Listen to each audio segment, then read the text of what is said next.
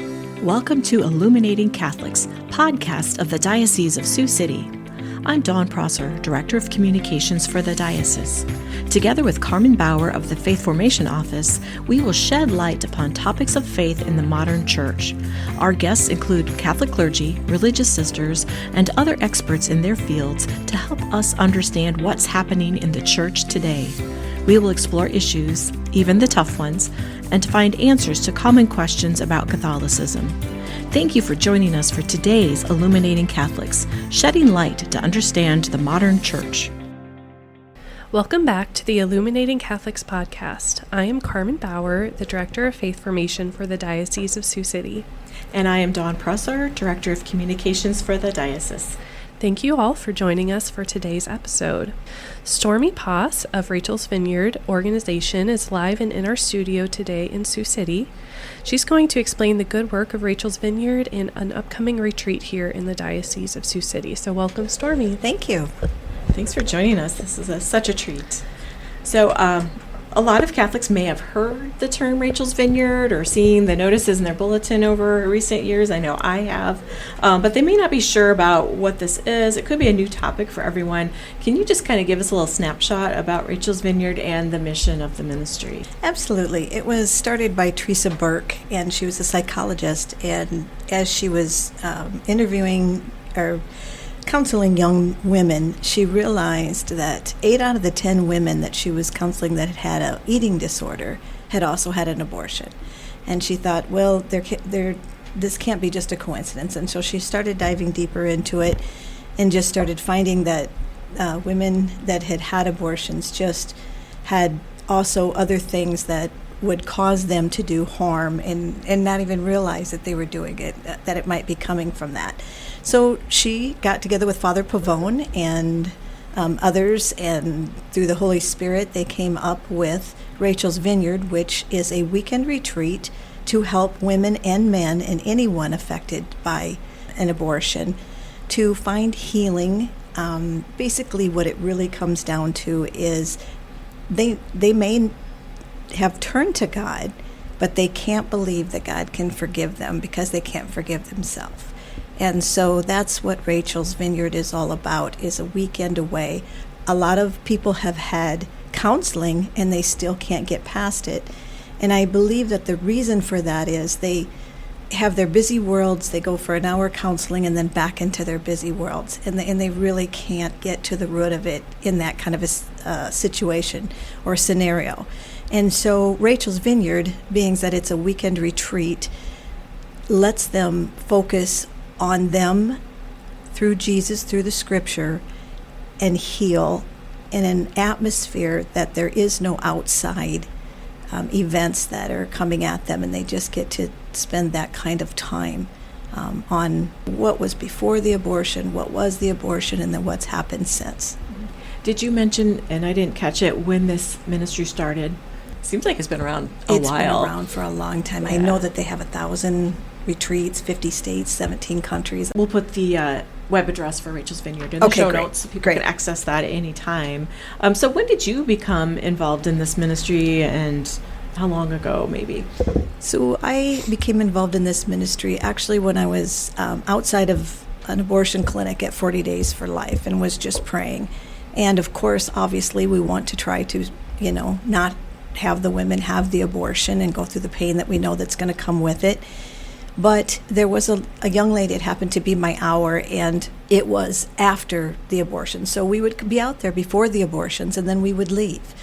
And my hour just happened to be after the abortions were done. And there was a young lady that came out, and there was no one there for her. There was no ride. There was just no one.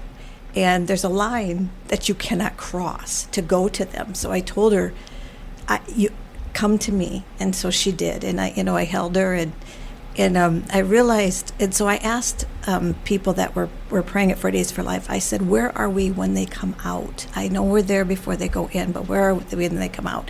And they said, well, they don't want to talk to us when they come out.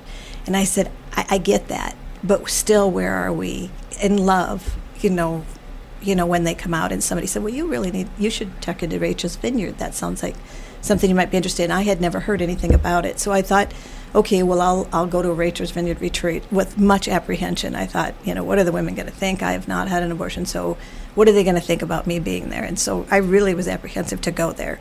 And when I went there and I saw how much love, how much mercy, and how God just healed right there before your eyes through these scriptures, I just knew that was something that he had called me to.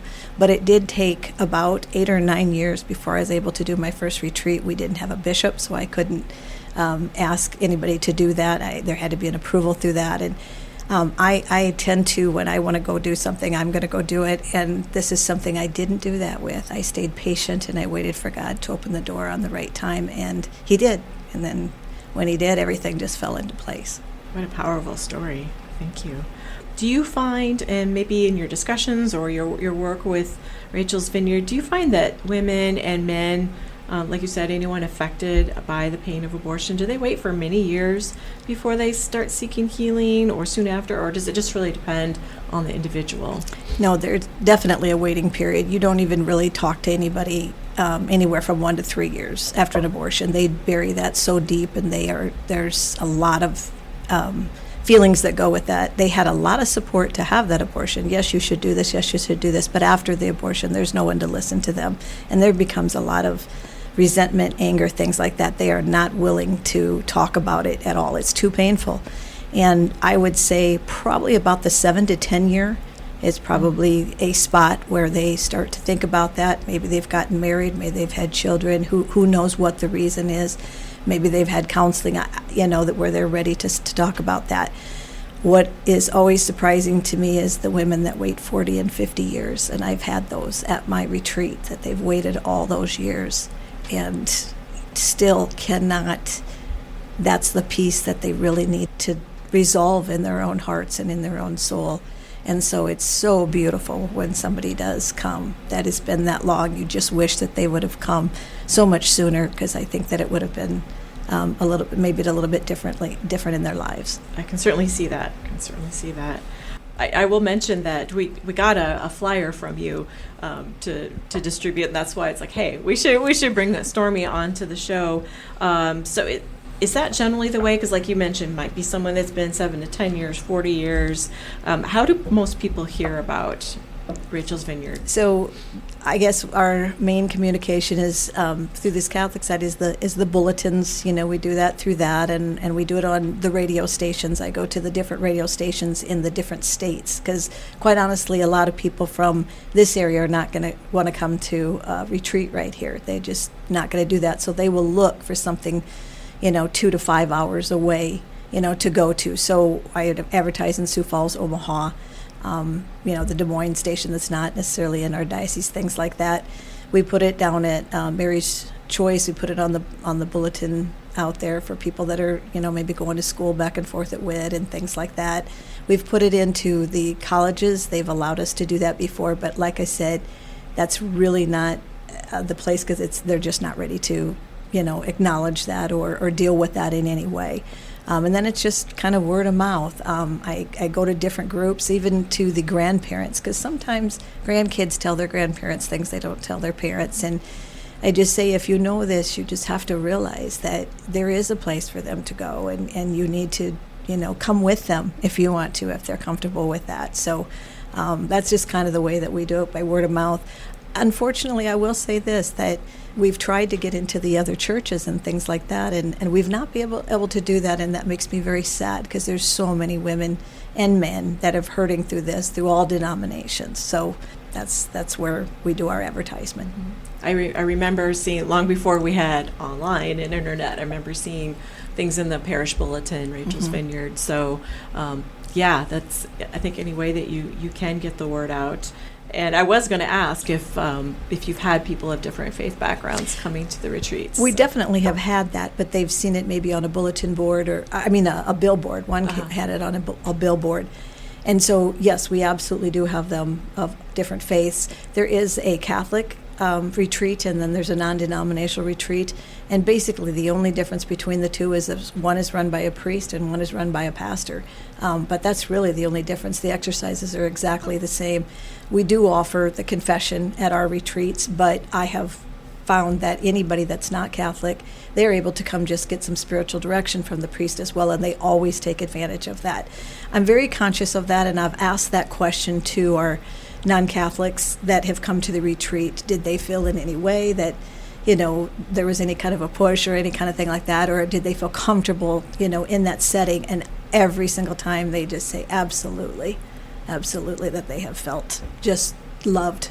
And like I said, if you're not Christian, this would not be a retreat for you, only because it's all scriptural based. If you can get past that piece and that doesn't bother you, that's fine, but everything is all scriptural based. This, as Dawn has mentioned, and you've also mentioned, this resource that's been around for a while, and thank God that now we have it here locally. What are some of those fears that might prevent people from signing up or from joining? What are some of the hesitations that you've heard from the men and women? Well, like I said, a lot of them, they've moved on with their life, and this is one area that they maybe haven't told their spouse, or they haven't, they're afraid that what their kids are going to think, or something like that.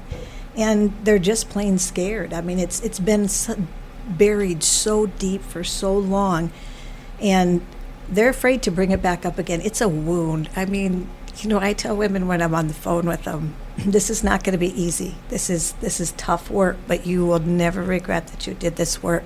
That wound will be opened. It's open just like a knife cuts them right there, and it is like it was the day that it happened. And so who wants to go through that again? That's just something that you're very scared of. But until you go through something, you can't get to the other side. And so, that's one thing that I do. I feel for them.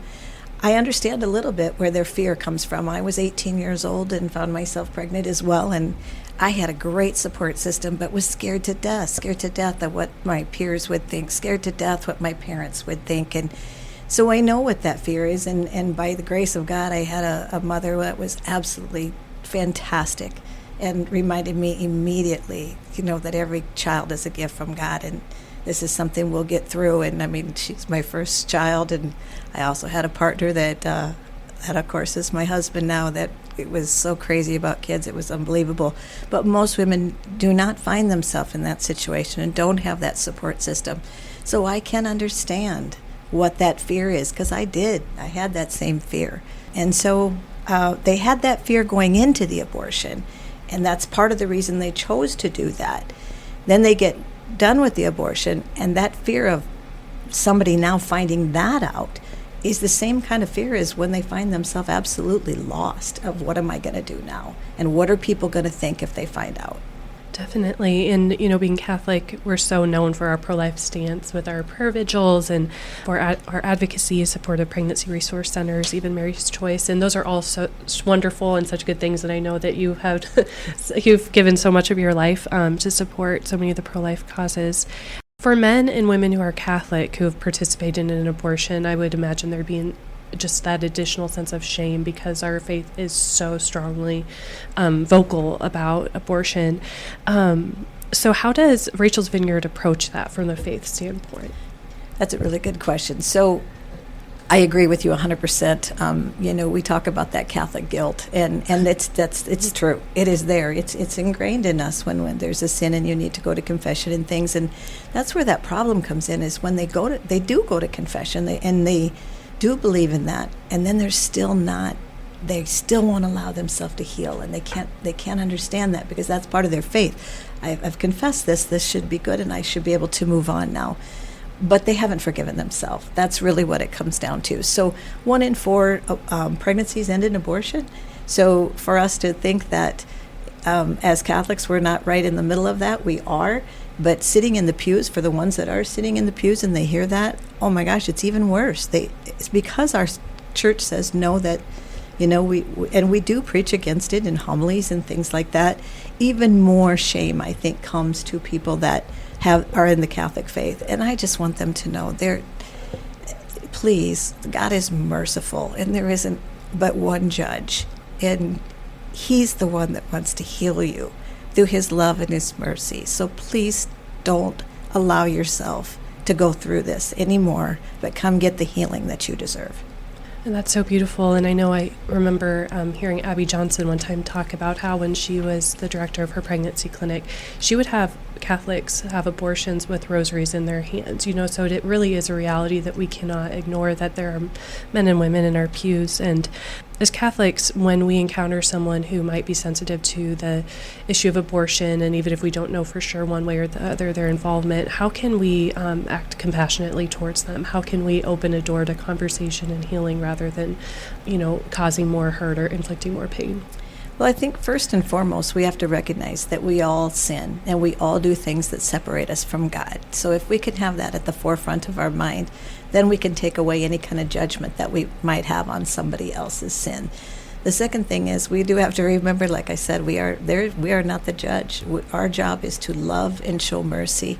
If you think that somebody has, or if you've heard that somebody has, don't be afraid to say to them, I've heard about this place called Rachel's Vineyard. You don't have to ask them about that personally, but you can just tell them about that. And I've know people that have had an experience that have gone there and have received that kind of healing. And so they can certainly say, no, I just hope that anybody that has had something like that can go there and just put that bug in their ear. You don't have to actually bring it up and say something like that to them. If it's a different situation where you know for a fact that they have done that, then offer to go with them. We will let other people come to Rachel's Vineyard with somebody if they feel alone. Now, here's what I found. They will simply tell them no, they don't want anybody to come with them. If they get the courage to actually come, they don't want their spouse to come. They find this to be something very personal to them, and they only want it to be personal to them.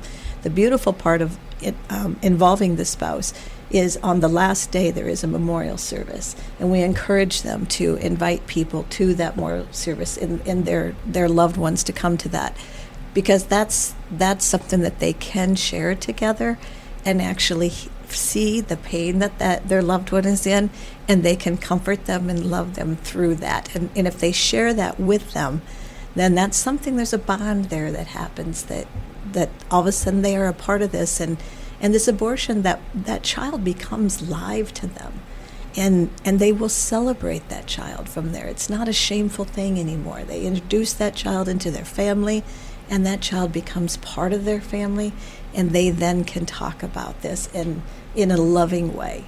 As you're talking, it reminds me of some of the verbiage that we've added to the memorial mass that we do for infants lost before baptism, and they have mentioned also using the verbiage "we're lost to abortion" too. And I think we've come a long way with being open and like, hey, come and get the healing. You're not just condemned for the rest of your life, because I love how you said it, that we've all done things that separate us from God, and that is so true.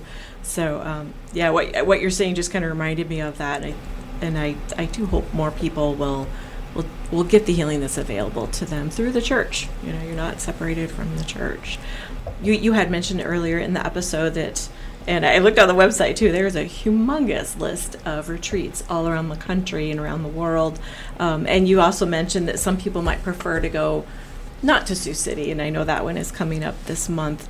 Do you want to share just maybe a little bit more about the availability for people? Absolutely. So there's 1,000 Rachel's Vineyard retreats per year, and there's Rachel's Vineyard in all 50 states, and it's in 17 countries. So find one. I've had people fly in from North Carolina to attend my retreat, and just maybe they have somebody in this area, and so that's what they did. So like I said, I encourage you to look on the website and find a place that you would be comfortable with. I always think that even though I might not be getting people from this area that see my flyers, that see it in the bulletin or on the radio, hear it on the radio, maybe they don't come to my retreat, but they come to someone else's retreat, and that's fantastic. Just go. The beautiful thing about Rachel's Vineyard is kind of like the church. You can go anywhere, and you can recognize the order of the Mass. Just the same thing with Rachel's Vineyard. We are required to follow the order of what the retreat is in. And the reason for that is there was a lot of prayer that went into this. And there, psychologists and priests and different things like that. It works. It simply works. They use the 5 senses to draw out, the kinds of hurts and feelings and emotions that are there. And because of that, they know that that particular kind of thing works. And so it doesn't matter where you go, you're going to get the same retreat. So do you also arrange for lodging, or do you just give them, like, here's some places? No, actually, they need to stay on site. So okay. Every Rachel's Vineyard has a place where they stay on site. Okay. And, we don't even allow them to leave on their own. That's why there has to be a contact person. If for some reason they want to leave, somebody needs to come and get them. We understand that if they're fleeing, that they are not in a good place at that point. So they know that when they come, that there's a contact person that will be calling and things like that. But the reason that we stay together is it becomes a very personal group. They bond very much with the other men and women, and they lean on each other and things like that. And so the accommodations are overnight. So everywhere a Rachel's Vineyard retreat is held, they stay together. Okay. And ours is held at Domus Trinitatis over in Carroll, Iowa. It's just such a beautiful, serene, very quiet, very, very private place. And the grounds are beautiful. They can walk the grounds. We have time where they can just reflect and things like that. And of course, you don't want any kind of outside influence on that. And so what we do is we charge $200 per person, and that includes the lodging and the food and the whole retreat. So, and if somebody can't afford that, we have generous people that have given scholarships. So, never let money be a reason that you don't come to that. We will definitely never turn anybody away for monetarily reasons. Does the retreat run from like Friday to Sunday?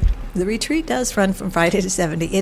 When I say it's intense, I do mean it's intense. And when I say that, I mean the time that they have to put in and the work that they have to put in. It's not easy work, but it starts on Friday, and we share a meal together. That's the way that we start our retreat. And after the meal, we immediately get into our retreat, and it goes till 10 o'clock at night on a Friday night. We start at 8 o'clock in the morning, and it'll go till 9 o'clock on a Saturday. And then we start again on Sunday at 8 o'clock in the morning and finish our retreat. And then it ends with a memorial and then a Mass. And anyone that wants to stay and attend the Mass. And like I said, if they're not Catholic, obviously we don't require them to attend. But everybody that does come, they stay. I mean, it's hard. They don't really want to leave, some of them. This has been a very comfortable, loving place for them, and then they got to go back into the world. And so, we, like I said, we do everything we can to make that be, even though it's tough, hard work, also let them know how very much they're loved and how very much they're forgiven. So when you run a retreat, is it you yourself, or do you have other support people? So there's a team. There's a front room team and a back room team.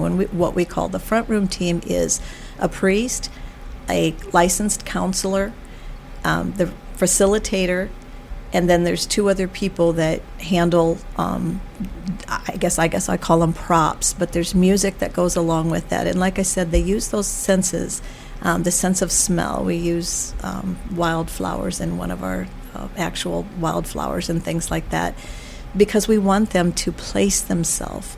And we place them in a scriptural situation. We place them and then there's a meditation that goes along with that, and they get to take their personal experience and be in that setting. So that's why we use those kinds of things. So there's 5 people in, and then there's also people in the background.